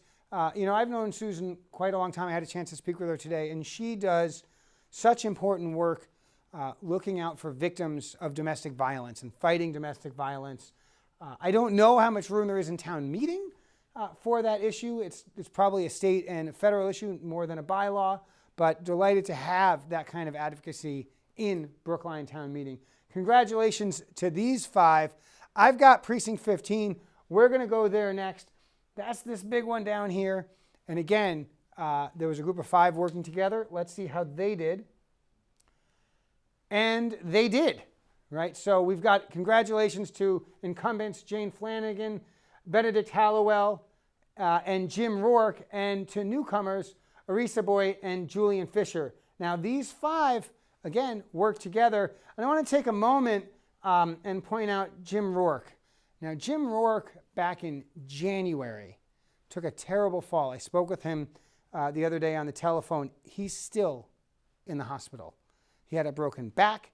He had a broken neck, and he has been recovering ever since. I think he's coming back home soon, and we hope for a speedy recovery, at least the second half. That first half, he spent quite a bit of time in the hospital. But he's been at this a long time. He certainly had supporters enough to finish in the top 5. So congratulations to these 5 incumbents and newcomers in Precinct 15. Now, all we've got left is Precinct 7. And once we get Precinct 7, we're going to have both the town meeting results, but also town-wide results. We went through some of them already, and I'll do a quick recap on the town-wide results we already have. And the reason we have them is because the candidates were unopposed. So school committee, the least pay for the most hours, we had 3 incumbents. They wanted another 3 years. We're grateful for their work. Suzanne Federspiel, Andy Liu, and Mariah Nebrega. You do come into the day. You are going to be here at the end of the day. Congratulations to you. The school committee one-year seat, though, that is competitive, and until we get precinct 7, we won't know. Let's go to the library trustees. Not competitive. Chris Januselkit, Karen Livingston, and John Margolis, all incumbents. And as we said earlier, they're keeping a low profile at the moment. Newcomer to library, but not to town meeting, Marissa Vogt. Marissa Vogt also won her competitive town meeting seat in precinct 6 this year. So those are the 4 library trustees, 3 incumbents, 1 newcomer. There's another newcomer because there was a special election for a 1-year term. Congratulations to Judith Goldman for winning that seat. And hey, we're waiting. We're waiting for one more precinct, precinct 7. We don't have it until we have it. And when we have it, we'll have the keys to the kingdom. We will have not only the results of precinct 7, but we'll have select board. We'll have the school committee 1-year seat. We'll have the housing seat, and we'll have results of questions 1, 2A, 2B, and 3. And I know folks are excited about those questions. They're excited about these townwide races. We're so close. And maybe some of those results, 16 out of 17 precincts, are enough to call a winner. But we're not in the business of being the fastest. We're in the business of being fast and being right. And that's why we're going to wait. But it almost looks like we've got it. I'm looking off panel. They're working on it. We're going to take a very, very quick break. We're going to come back. And I think when we come back, we're going to have the last precinct and we're going to have all those town-wide results. So stay tuned. We're coming back in just a minute. Thanks for watching. Hi, I'm Kathy, Executive Director at Brookline Interactive Group. Did you know that BIG has free weekly after-school programs for youth ages 10 to 18 to learn how to produce content for Brookline Youth by Brookline Youth? Check out our website for more information, brooklineinteractive.org/opendoor-mediamakers.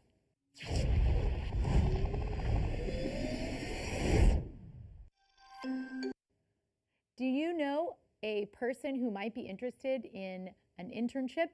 Maybe it's someone who is in school, after college, or an adult who wants to be a lifelong learner. You can gain valuable hands-on experience at Brookline Interactive Group. You can learn from our fun and supportive staff, and you can be part of an active nonprofit organization with a focus on facilitating community-based dialogue, hyperlocal media, community journalism, and civic engagement.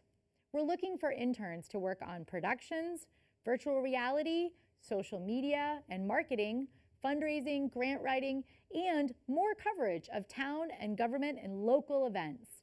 Check out our website for more information at brooklineinteractive.org/internships.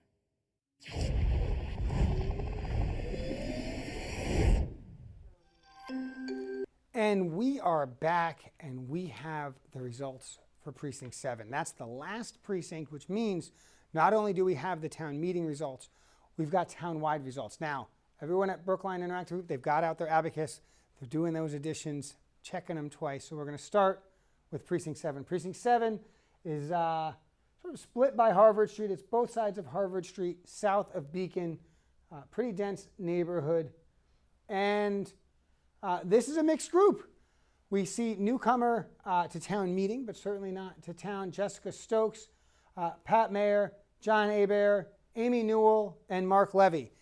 Unlike what we've seen in some of the other precincts, this is not a group of 5 who ran together. There was a cohort of 5. Some of them are on this page, but some are not.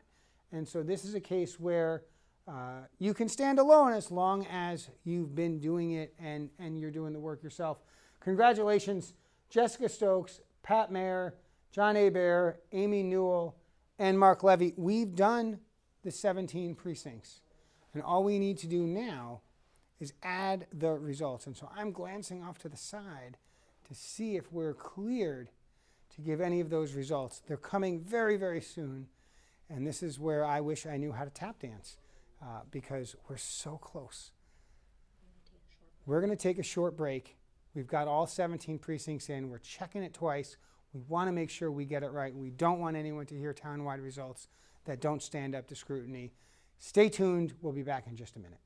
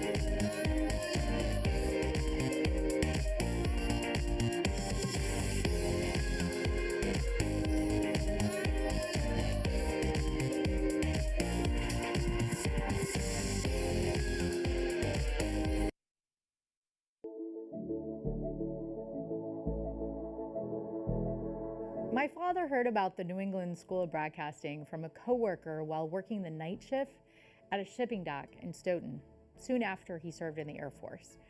The fellow there said he was taking classes, and my dad figured he had just as good of a voice for broadcasting, so he went to the New England School of Broadcasting on the GI Bill while working full-time and had a lifelong career in broadcasting and youth development work.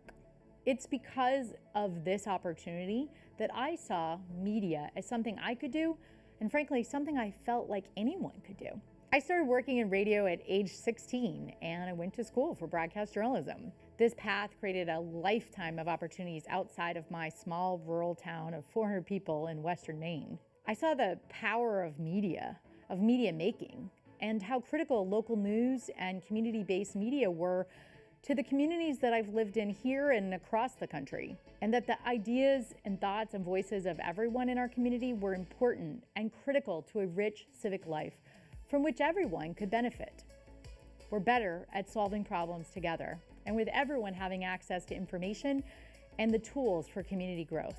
I know firsthand, living in communities without a local newspaper or with one local news source, that the community loses when the media ecosystem is not diverse or is filtered through private or corporate interests, especially when that one newspaper up and leaves town and a news desert is left behind. This, of course, has happened in our community and across Massachusetts and across the country. And I also know that BIG's critical coverage of local government meetings, hundreds and hundreds of hours of meetings a year, makes a huge difference to residents in understanding what's going on in our community. And it increases the amount of conversations that are transparent and vigorous. And it focuses our representatives on the issues that matter most to us. That's why we came up with the idea for Civic Brookline, the first ever civic news media outlet here in Brookline, and we think in all of Massachusetts. So Civic Brookline, it's not a newspaper, it's not a television show, and it's not town government, somewhere in between all of those. And our vision for Civic Brookline is that it will be a nonpartisan, curated multimedia news and information website with community calendars and community-wide workshops and explainer content on how the government process works. And it will support a broader ecosystem of accessible, timely, unbiased civic information and more civic news in Brookline.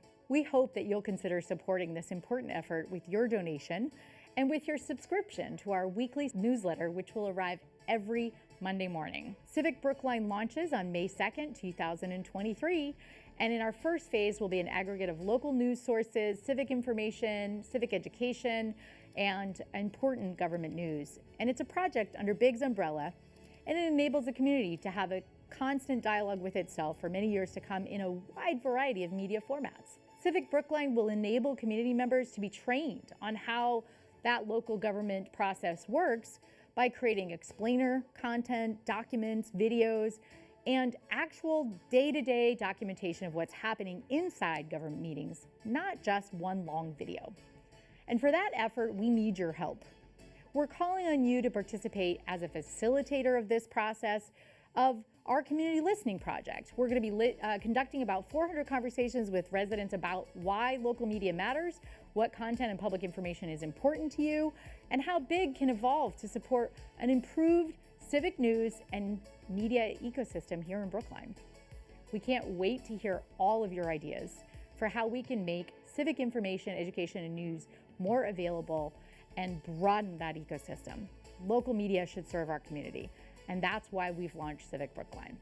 Join us in building the future of community and civic media in Brookline by emailing us at info@civicbrookline.org to take part in the conversation. Thank you so much from all of us at BIG and Civic Brookline.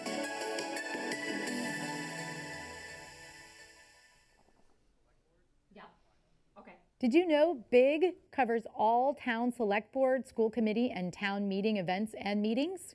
But other community events are covered by our volunteer crew. Would you like to see more community coverage of local events, government meetings, and town content? Join our volunteer crew at BIG and get trained to help our community have more local access on Brookline's community cable channels. Visit our website, www.brooklineinteractive.org, or email info@brooklineinteractive.org to find out how you can become a member and get involved.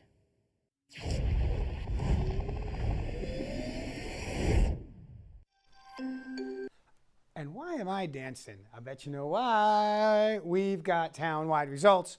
We've double-checked them. We're bringing them to you. And we're not screwing around. We're getting right into it, and we're doing them in the order they appeared on the ballot. So we're going straight to the top. We're going to the select board. I heard it was close. Let's find out. For select board, the two winners are incumbent John Van Scoyac and newcomer to the select board, but not to town, Paul Warren. Pretty close numbers there, and I'm understanding that Arden Reamer was in the mix. Don't have final confirmation on that yet. These numbers are what we've got for the select board winners, and we're going to get them on the horn in just a few minutes and check in with both incumbent and re-elected select board member John Van Scoyac and new to the position Paul Warren. We're going to get them on Zoom and chit chat, but not until we get to those other races. We want to check out the school committee one-year seat. Remember, that's two folks running for one seat. And here we go. Natalia Linos has prevailed over Chris Muddy. 6,500 votes is a good chunk. That was not as close a race, I think, but we'll read all about that tomorrow. In the meantime, congratulations for Natalia for being our newest school committee member. That's a one-year seat. If you don't like it, you only suffer for a year, but if you love it, you get to run for re-election, and the voters will figure that out. The last town-wide race we got to work is housing. And housing, incumbent Susan Cohen has prevailed over challenger Kimberly Richardson. That was kind of a low, under-the-radar race. Really interesting if you got into the details. Two very different candidates with different skill sets arguing that they would make the better housing commissioner. Incumbent Susan Cohen prevailed. Congratulations to you, Susan. Now we're going to go to the 4 ballot questions. I haven't seen the answers. You haven't seen the answers. Let's find out. I got to confirm one more time. We're good to go to the ballot questions? Are we good to go? Yes. We're going. We're doing it. We're going to start with question 1. Question 1, of course, was the debt exclusion on Pierce. Yes or no? Survey says yes. And it was a close vote. 62-33 to 59-17. Not close enough for a recount. Not close enough that our outcome is in doubt. Congratulations to the Yes for Brookline team. Spent smart, Brookline. You worked hard. You made a good showing. I have no doubt that this outcome, as close as it is, will influence how our town thinks about building projects in the future. And to that end, it's a great example of why sometimes going to the voters improves our process. Congratulations to Yes. Congratulations to Pierce. We're going to go to 2A next. Question 2A was the ballot question to permanently increase taxes to pay for services. If you want good things, you got to pay good money. The question is, did the voters want to pay their good money for the good things? And the answer is yes, they did, overwhelmingly. And that doesn't surprise me. The action in the money questions was in question 1. That was where there was an active opposition. There was not as big or any formal opposition to question 2, perhaps. So 2A won as well. And that's going to pay for not only some things we're already paying for that were on the chopping block, but also expand into some new areas, including the thing that my children are most excited about, but also a few friends of mine who live in senior housing, and that's the bookmobile, which will bring books to folks who can't get there otherwise. It's a small part of a really important package of spending, and we're going for it. Question 2B is not just Shakespearean. It's about compost. It's about food for worms. We're going to find out how it did. I understand it was very close. It fell short by 54 votes. And what that means is that there will be no change to the way that we do our trash and recycling collection if you're on town services. You can still compost in your backyard. You can still compost, I believe it's part of a pilot program with the town. I compost in the backyard, so I'm not certain. And of course, if you have private composting service, either as someone who's on town trash or someone who's on private trash, that remains an option. There's no doubt there will be more composting in the future, but it won't come as a result of question 2B. Finally, the last question before we take a break and come back to chat with John Van Scoyac and Paul Warren, the select board winners. We're going to get to question 3, which was whether or not to cap the number of cannabis retail licenses at 4 or to allow it to go to its current total of 5. There are currently 3 active and 1, as you might say, spoken for. Let's see how Q3 did. It turns out an active yes campaign was persuasive. The folks who were active in the yes campaign, I thought, did a really nice job communicating a clear message and running a solid ground game. And so, yes, we will restrict the number of retail cannabis licenses to 4. There are currently 3 retail stores operating. I don't think you will necessarily sense a change in your day-to-day. This is one of those things that the impact will take a little bit of time, and I think, the impact is pretty modest. Congratulations to folks who worked hard on passing question 3. And so we've done it. We've gone through 17 precincts. We've covered 88 town meeting members, 17 times 5 plus 3 special elections. We talked about all of those winners, some of them several times. Congratulations to everyone who ran for town meeting. We also covered all of the town-wide races. Folks who are really investing significant time in both the campaign and then for the winners in governing. And of course, we talked about our 4 ballot questions, 1, 2A, 2B, and 3. 1 and 2A were the big nuts of money. They passed. 2B, more modest, not as high a priority for the voters. And question 3, to scale back on cannabis a bit, was successful. What we're going to do now is we're going to take a break. I'm going to get a sip of water. We're going to rearrange the studio. And when we come back, we're going to have conversations with both incumbent select board member and re-elected member John Van Scoyac and new to the select board, Paul Warren. So stay tuned. We'll be right back as soon as we rearrange the furniture.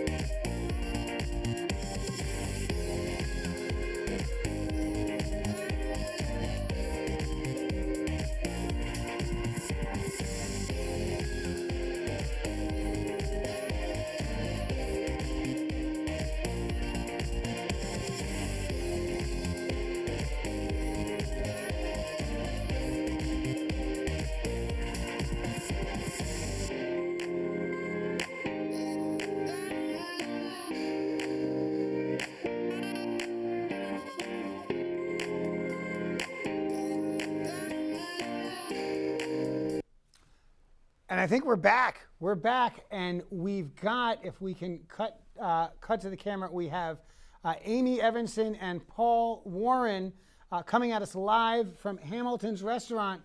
Amy and Paul, how you doing? Well, we've got the visual, but we don't have the audio. What they're Here we go. How about it? We'll try it. Amy, Paul, welcome to the show. Can you hear us now, Tommy? Hey, we can. Hey, listen, I want to start by congratulating Amy on a hard-fought race for town meeting, the star of the show. Paul, you're a good man for supporting her and helping her live her dreams to be a town meeting member in Precinct 1. Thanks, Tommy. Proud to serve. I do want to spend a minute, though. We've got just a few seconds left. Paul, congratulations. You set your mind to win this race. I watched you campaign. You were diligent and deliberate. I know you spoke with lots of folks, some of whom agree with you an awful lot, some of whom don't agree with you all the time. You put in the work. The results showed. Congratulations. Thanks, Tommy. You know, I want to say thank you to both John and Arden. You know, it was a remarkable experience for me personally to be involved in a campaign that was positive, that was issues-based, and just the collegiality on all of the debates, you know, gives me hope for Brookline's future about how we can work together. And I'm really thankful that I was able to campaign alongside them. And I thank them for their hard work. I congratulate John for his result. And I thank Arden. Arden is a remarkable individual. She has passion and ideas and hope. And hope is really important. And I just want to thank her. And I hope and I expect that she's going to be involved extensively in town meeting and our government going forward. And I look forward to working with her. Now we saw in the precinct level results, which you may not have seen yet, we saw a good number of progressive candidates win in places where they hadn't before. Folks where you would have expected to see wind in the sails of Arden Reamer, which means you connected with at least some of them, right? That's how the Venn diagram has to play. And so clearly you've got some appeal broadly across town. Tell us about the things that you talked about that you think are a base for a successful 3-year seat on the select board. So, Tommy, I think that what transcends all groups and advocacy groups and individuals is a willingness to listen, to take an understanding of the other side, and to find common ground. And I think that those that don't always agree with me, that voted for me, is because they see an individual who can bring people together. And for Brookline to move forward and make the progress that we need to make, we need to bring people together. And that's what I think they saw in me, and that's what I think they voted. Now, select board members work on problems big and small, on things mundane and sexy. What are some of the things where you're hopeful that you'll be a leader on the select board? You'll be either setting the vision or really doing the lifting. Where are places where we should expect to see Paul Warren as being out front for our 5-person select board? Sure. So, Tommy, as you know, I've spoken at length about this. If it wasn't for income-restricted Section 8 housing, I would not live in Brookline. It's what gave me my start. It allowed me to be educated, to lift myself out of poverty. And so I am going to be a strong advocate and continue to be a strong advocate to maximize as much income-restricted housing as we can get. You know, we have a great gift before us, and it's the MBTA Communities Act. And we have a once-in-a-generation opportunity to create a significant amount of income-restricted housing that will help us retain and grow middle-income and low-income housing and residents in Brookline. And without that, we're going to quickly become a community of rich and poor. And I believe that would be devastating for our community going forward. And in order to make sure that we're diverse, both racially and economically, we need to stay very focused on making sure that we build more affordable income restricted housing. Paul, did you have any surprises today? Did you meet someone? Did you hear a story? Did you learn something new? Tell us about something that happened today that maybe you weren't expecting 24 hours ago. You know, Tommy, I stood out in the rain for hours to speak with people, and I think the thing that surprised me most was how many people came out in the rain. How many people, you know, braved the cold. It was not fun out there today. I saw you were there a few times, braving the rain. And, you know, I think that the passion of Brookline voters, I hope it becomes contagious, because we need to certainly increase the number of voters that are coming out. But those voters that showed up, that took the time in the rain and the cold to stop and talk with me, to hear my story, and be willing to listen and vote based on a conversation at that moment walking up to the polls. I hope that we continue to keep open minds in Brookline that way going forward, not only with the voters, but in town meeting and on the select board as well. Well, Paul, congratulations again. I know you've got some friends and family over at Hamilton's. I want to give you the opportunity to spend time with them and spend money at that local business. Amy, get a good look at Paul. You won't be seeing much of him in the next 3 years, so enjoy that time together. Again, Paul Warren, winner of one of the 2 select board seats up this year. Congratulations on all of your work, and I look forward to working with you over the next 3 years. Thank you so much, Tommy. Appreciate it. Have a great night. Have a good evening. We've also got, I hope, we've got John Van Scoyac teed up. He was the other winner tonight. Of course, John, an incumbent, and topped the ticket. John is hanging out at Washington Square Tavern, another great local business. Are we able to get John on? I think we are. John, turn your camera sideways, turn your phone sideways, and we'll get the full view of you. He's working on audio. He can't hear us. Now he can hear us. John, if you can hear us, turn your phone 90 degrees so we can get the big, broad view of you. There you are. I have so much to learn, Tommy. It looks like you're hanging out in Washington Square, just outside Washington Square Tavern, and you got a smile on your face. Congratulations, John. You topped the ticket. You, I think, made it clear that your newsletter is awfully popular.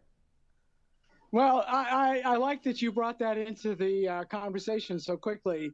I've told people time and again that the smartest thing I did since I got elected to the select board is to put out that newsletter. And I won't go into any of the dumb things I've done, but that newsletter filled a void that exists in Brookline. People are hungry not just for news of what's going on with the select board and with all of the departments in town, but they're also very hungry for a better understanding of how their town government works. And given my background as a journalist and my interest in Brookline government and my love of the town, I just thought this would make sense. I'm going to be a journalist, not for hire, but you're going to get my news from town hall, you know, whether you ask for it or not. And if you don't want it, you can just say no. And we're now up to 1,000 people who are getting this weekly newsletter. Now, John, your 2 opponents, Arden Reamer and Paul Warren, seem to get out there before you. And folks were wondering, like, is John in it to win it? Or what's going on? Was this some grand strategy to come into the race a little bit later? Or were you just real busy doing the work as a select board member? Tell us about the race itself and how you feel like, how it went, and maybe if you've got some insight, why you think it went for you. You know, people might be shocked to hear this, but after 3 years of serving on the select board, you have to really think hard as to whether this is something that you can sort of summon the commitment and the energy and the time to do again. And you might also slide into taking certain things for granted. So before I go any further, I want to congratulate Paul Warren on second place and just an excellent contest that lit a fire under me, and Arden Reamer the same. And Arden, I know what it's like not to prevail in an election contest, and now I know tonight what it's like to finish first. Finishing first feels better, but finishing third in a two-person contest or three-person contest for 2 seats is not the end of the world. And I look forward to Arden's participation in the town government in the days ahead. John, you've certainly got experience on the board, and I wonder, do you have any advice for Paul, not because he's Paul, but simply because he's a newcomer to the board? As a newcomer to the board, what does one need to be thinking about to be effective, to avoid the pitfalls and the potholes? Well, Paul, to give him all the credit he deserves, has already proven he's a pretty skillful guy when it comes to crafting articles for town meeting, and when it comes to gathering the support for articles that cover complex issues. So I won't even pretend to give Paul any advice on that score. I will tell him that a significant percentage of having a good experience on the select board has to do with relationships with your fellow select board members, and being able to disagree without being disagreeable, as they say, and also to find the areas where you agree and then produce something as a result of that. Produce a good result for the town on the areas where you agree. And at all times, don't lose your sense of humor, and don't lose your perspective on life. We take things pretty damn seriously in Brookline, and I think sometimes we all get a little bit overly excited about our position on an issue, and we drive it home a little bit hard. But at the end of the day, we're all working for the same thing. We want the town to be as good for the future residents of the town as it has been for us. And it's been a pretty damn great town for all of us. Now, John, one last question for you. As I said, you've got seniority on the board. You're not the most senior, but you've been there a while. Are there areas, topics, policies, concerns where you're really looking to be a leader amongst the board in the next 3 years, either in terms of a thought leader or rolling up the sleeves and getting the work done? Where are areas in town government and politics where we expect to see, or should expect to see, John Van Scoyoc at the tip of the spear? Tommy, that's an easy one for me, and the answer is climate change. And I want to thank Climate Forward Brookline for their endorsement in the campaign. It was an extremely important one, and I felt, to be a little bit boastful for at least 1 minute here, I felt that I had more than earned it by fighting for the policies that they have been pushing, and fighting for them at town meeting and fighting for them on the select board. And I'm going to do that even more so in the second term, because without any doubt at all in my mind, I think that has got to be the #1 issue, not just for me personally, but for the town. And I hope to persuade people to make that Brookline's #1 priority, not just my #1 priority. John, congratulations again. I want to thank you for the 3 years you've put in on the select board. You've got many years on advisory and in other avenues. I'm delighted for you. We'll get another 3 years of work out of you, and a hard-fought victory topping the ticket. The day is yours. It feels good, Tommy. And when you said one more question, I thought you were going to say, will you ever learn to give a short answer? But oh, I know the answer to that one. Tommy, you do a good job with these election shows, so keep it going. Thanks so much. Keep running, and we'll have something to talk about. Ladies and gentlemen, that was John Van Scoyoc, one of the 2 winners in the select board race. We heard earlier from Paul Warren, and we're at the end of the night. Before I give my closing monologue, though, I do want to note we've got one more race I just heard about. Folks may know Precinct 16 is part of the 10th Suffolk District in the Great and General Court, and they had a primary today. There's no Republican on the ballot. There were 3 Democratic candidates. 2 have conceded. And so we know that Bill McGregor of West Roxbury will be the next representative of West Roxbury and parts of JP and Roslindale. And Precinct 16, Putterham Circle, in the Massachusetts House of Representatives. So Representative-elect McGregor, delighted for you to join the body. I look forward to working with you on issues that affect both the community of Brookline and our Commonwealth. Congratulations to you. Folks, you've seen the results, you've heard the interviews, and you're still here. Thank you. I hope that you'll hear me out for just a few minutes before going to bed and waking up with renewed optimism.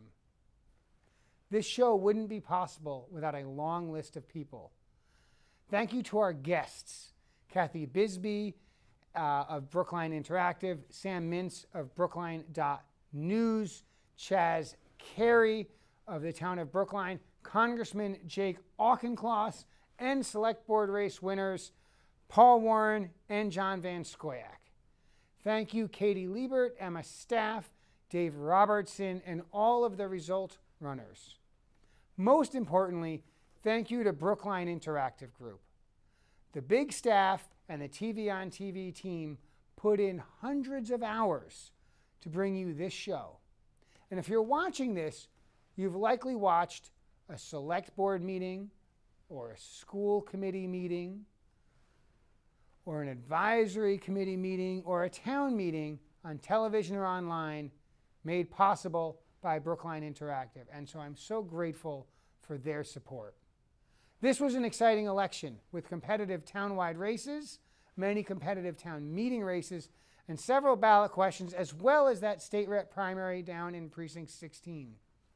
Campaigns in Brookline have grown more sophisticated, with lawn signs sprouting everywhere, increased spending, and clever new ways to try and reach voters. This May's town meeting will, for the first time since November 2019, be held fully in person at the Brookline High School, though hybrid town meeting is on the horizon. Pierce will be torn down post haste, or at least after the February 2024 spring break.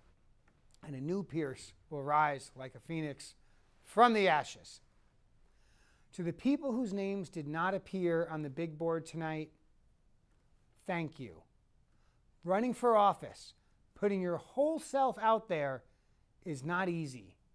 I'm grateful that you believe in Brookline enough to have run for office. And please know that your efforts were not for naught. Democracy relies on candidates like you. And to those incumbents who weren't able to get over the finish line, or those who simply retired, thank you for your hours and hours of effort. To the people whose names I did announce tonight, filling those 100 positions, congratulations on your win. Enjoy the evening and then get some rest. We've got one heck of a year coming up with significant challenges on schools, housing and development, transportation, social services, and more. We'll need all you've got, and we'll need you to do it together. There's an alphabet soup of organizations here in town politics, and none of them have a monopoly on good ideas or on town meeting members. Furthermore, town meeting isn't Congress with a speaker and a minority leader and whips and rhetoric to match. So please, leave the clever quips of Twitter and the drama of Facebook behind. Reach outside of your WhatsApp group or your knitting group. Put your phone down and lean in. Really listen to others. And don't forget to say hello when an unfamiliar face appears as you grab coffee or a cookie in the Brookline High School cafeteria. Brookline, you're a great town, and I'm so proud to be a part of you. From all of us at Brookline Interactive Group, good night, and, well, good luck.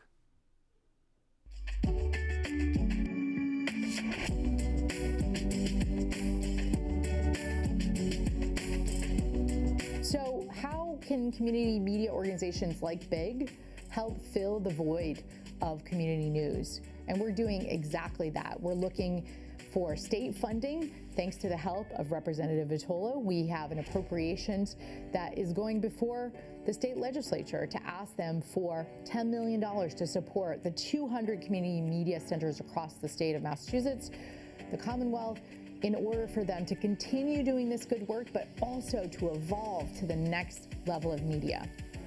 So with our fundraising efforts, we also have to evolve. We have to be more willing to ask folks in our community to help support this work by becoming a member. You can become a member of BIG for $50 to $100 a year, depending on whether you're a Brookline resident or you live outside of our community. If you're a senior or a student, you can sign up for $30 a year. But really what we need more than ever is folks who are willing to give a recurring monthly donation on Patreon, on PayPal, via Venmo, or on Square, so that we have sustainable funding for BIG once those cable fees, which are in decline, go away entirely. So I'd like to ask you personally, from our organization to you directly, would you be willing to be there for BIG in 2023? Thank you so much for watching this program this evening. We're so glad that you're here. We'd love for you to be here this year, so please come in and make your media matter at Brookline Interactive Group.